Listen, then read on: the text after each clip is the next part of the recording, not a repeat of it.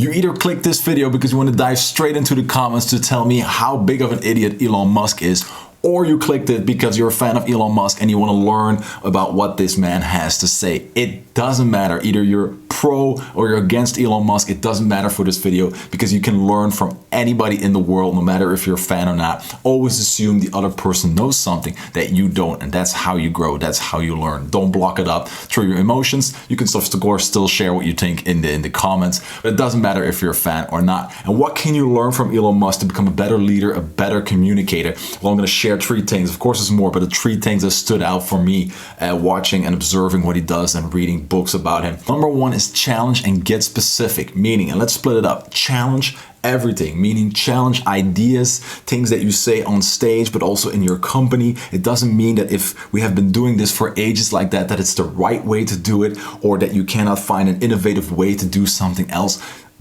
Don't be afraid to challenge things that are happening around you. But what happens when you're the one that starts challenging things, starts questioning things, starts reframing things on stage or in your company is you're going to get pushback. People are going to challenge you or push back or just try to stop you from changing what they have known. It's a normal reaction, but you got to go through it. And how do you deal with that pushback is get specific. When I give workshops in companies about storytelling, there's always some person that challenges me and says, Marnie, I can't do what you just said. I cannot surprise them. I cannot tell a story because I have to send something up front. And I asked them, what's the reason that you have to send something up front? Yeah, well, the board expects it. And then I apply the same thing as Elon says. I said, who in the board decided that this is necessary, that you send something up front? And most of the time you don't get an answer. And you go deeper and said, at what point, for what reason was this decided that it will add to the meeting? Who decided this? What is the reason? Where does this come from? And most of the time, everybody stays silent and like, yeah, we're just doing it because we think it's expected. Change it.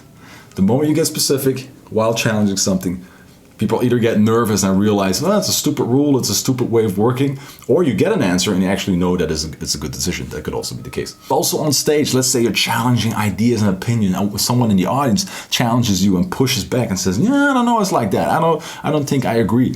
Or we do it in a company like this. It's perfectly okay to get challenged, but once it starts becoming an argument, instead of defending yourself and explaining yourself and going all over the place, just get specific. Ask questions and get that person to go into detail on what exactly is wrong. Let's say someone says to you, yo, I totally don't agree with your advice, your way of communicating. It doesn't work. Don't explain, don't defend, get specific. Okay, what part of the communication? What happened recently? Give me an example of where this part of the communication didn't work and what the results were and where you have seen this before. I need the details. And the moment they can't provide it, or they will start getting nervous because they just threw some general stuff at you, then you know you're back in control. The second one is a bit linked to that. Let's say you're a manager or a leader inside of the company and you want to get to know what's going on and really see if there's something you can challenge or innovate or simplify. Well, always go to the person, I love this saying, always go to the person in the company with the hand on the stove, because most of the time we then talk to other managers, other leaders that are high up in the tree, but they don't know, they have no urgency to change things, they have no incentive to really innovate because they're not with their hand on the stove. Meaning, if you have someone with their hand on a stove, that person will want to pull back their hand as fast as possible because it will get smoking hot, burning, and there will be pain. So if you ask that person what is wrong with the situation, they will say, I got my hand on the stove, it's not working, it's painful, and we need to get the hand out of there. And they will have an incentive to change really quick, and you will really know what's going on. If you ask to someone else, the manager of that person who doesn't have the hand on the stove, well, they have no incentive to do this quickly, and they'll be like, yeah, I don't know. Is it really that hot? Is it really that painful, or is this person just complaining? Because that's what people in a company do, complain.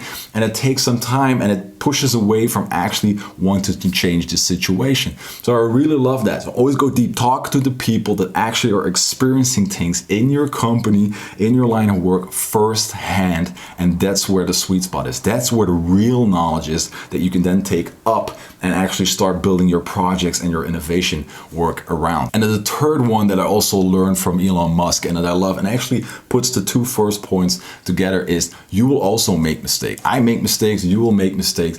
And the key thing for a communicator, for a leader, is to own those mistakes, because it's not about the mistakes. We all do it. You're gonna have problems, you're gonna mess up. No matter if you try to avoid it, it will happen. The same with me. But the key is to own them as quickly as possible and acknowledge I was wrong. This was a bad idea for me. I maybe took some decisions too fast and didn't talk to the right people. Okay, but the faster you do that and own that mistake and put your ego aside, the faster you can work on fixing that problem and get some other people involved to see if you can move it forward. And it comes with a second part, because the moment people start owning their mistakes early on and really are very critical in their thinking for their own decisions. Definitely, like Elon Musk says, smart people need to be challenged, because nobody ever challenges smart people because they probably know, though they don't. And if you challenge up front, you will also make better decisions for later, changing something, optimizing something, simplifying something. Why? He gives the example, I think it's a really great one. A lot of companies look online and then see these gurus saying, you gotta innovate, you gotta simplify, you gotta make everything faster and automate and do all that stuff. And all these companies are like, okay, we need to do this because the gurus are saying we need to simplify and automate things, and they start doing it. But nobody owned their mistakes. Nobody was critical in their thinking. Nobody actually challenged that what is in place right now, and that brings me back to step one, is working or not working. Because if you are simplifying, optimizing something, automating something that shouldn't be there in the first place, you're optimizing crap. You're automating crap, and later on in the growth of your company, you will see that you'll have a problem. So those are the three things. Like I said, what I learned from Elon, even if you like it or not. So challenge everything and get specific. To talk to people that got their hand on the stove, because they know what's going on. And number three, own your mistakes. Put your ego aside. You're gonna make mistakes anyway, but it's the key to acknowledge them, to pinpoint them, and then to work with other people to solve them and see if something needs to be removed or optimized.